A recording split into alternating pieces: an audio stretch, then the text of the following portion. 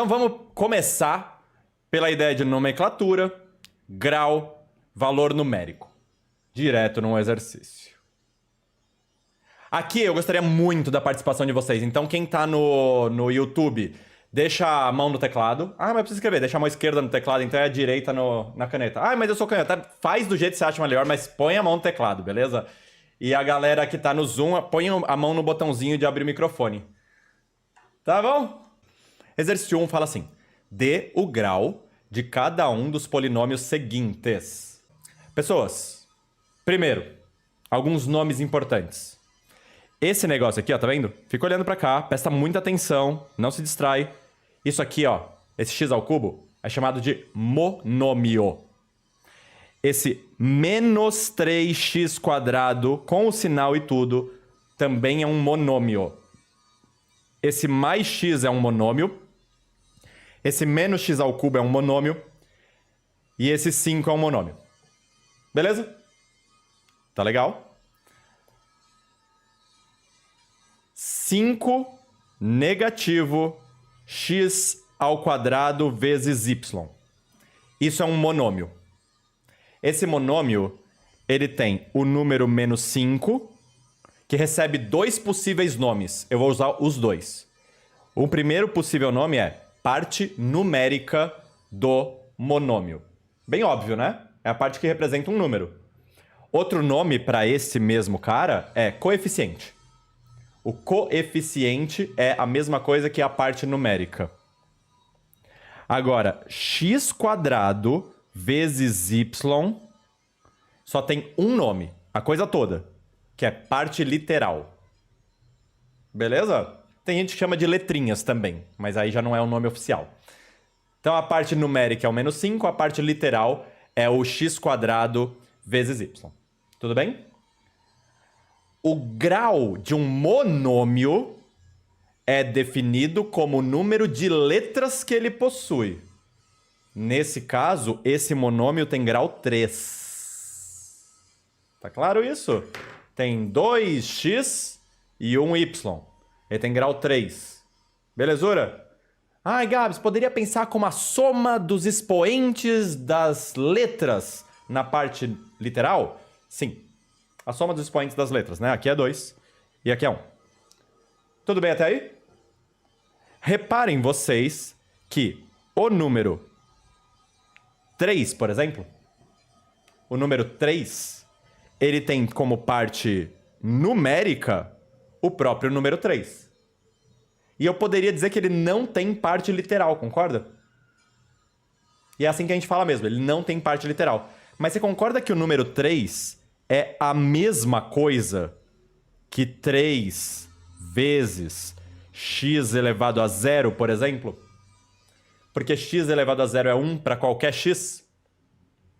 Então, eu poderia dizer que a soma dos expoentes das letras é 0. Então, um número que é só o número, só a parte numérica, só o coeficiente, é um monômio de grau 0. Tá clara essa ideia do que é grau 0? O problema, pessoas, se dá quando a gente pensa num número muito especial, que é o número 0. O número 0 também é um monômio. Ainda não defini para vocês formalmente que é um monômio, mas tudo bem. O número 0 também é um monômio. A parte numérica do número 0 é 0. O coeficiente do número 0 é 0. E ele também não tem letra, concorda? Porém, eu poderia escrever esse número 0 como sendo 0 vezes x elevado a 0, certo? E aí eu meio que poderia dizer que o grau dele é 0, certo? Faz sentido isso? Só que eu também poderia escrever como 0 vezes x elevado a 5. Porque 0 vezes qualquer coisa anula, certo? Vai dar 0. E aí eu falo que ele tem grau 0 ou grau 5? Aliás, por essa lógica, ele poderia ter qualquer grau, certo? Como em matemática a gente não trabalha com coisas que cada um pode escolher o seu, então, para o caso do número 0, a gente simplesmente diz que não está definido o grau. qualquer número constante tem grau 0. Mas o número 0 não tem grau. Pegou a diferença entre ter grau 0 e não ter grau? Porque o 0 poderia ter qualquer grau, beleza? Então a gente fala que não tem e pronto. Tá resolvido o nosso problema. Agora sobre o que é ou deixa de ser monômio. Eu mostrei para vocês alguns exemplos de coisas que são monômios. Eu vou mostrar alguns exemplos de coisas que não são monômios. Por exemplo, raiz quadrada de x não é monômio. Ah, Gabs, mas raiz quadrada de x não é a mesma coisa que x elevado a meio? Sim. Para ser monômio, a parte literal tem que estar elevada a um expoente natural.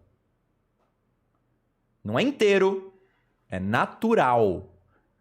Natural é só 0, 1, 2, 3, 4, não inclui os negativos.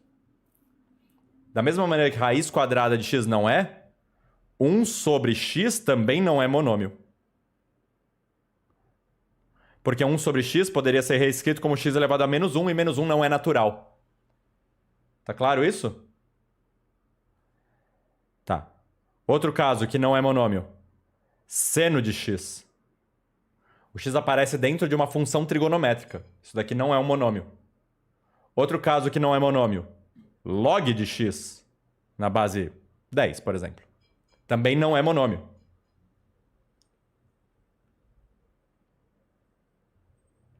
Beleza? Um monômio tem que ser algo desse tipo aqui, assim.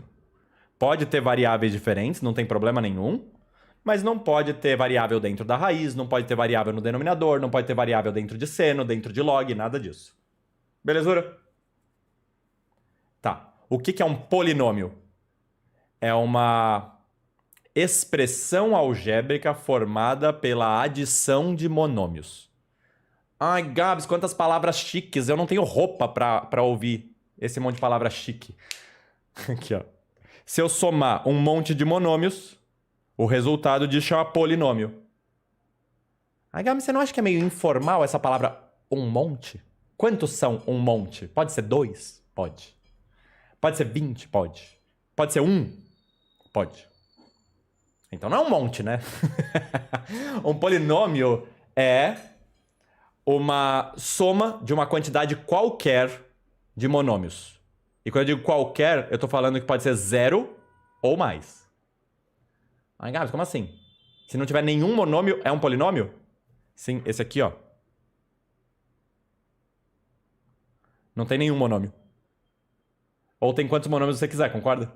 Porque isso daqui é o número 0. E o número 0 é um monômio. Eu falei aqui pra vocês que era. O número 0 é um monômio, beleza? Mas de qualquer maneira, então, se você considerar que o número 0 é um monômio, sempre vai ter pelo menos um monômio, certo?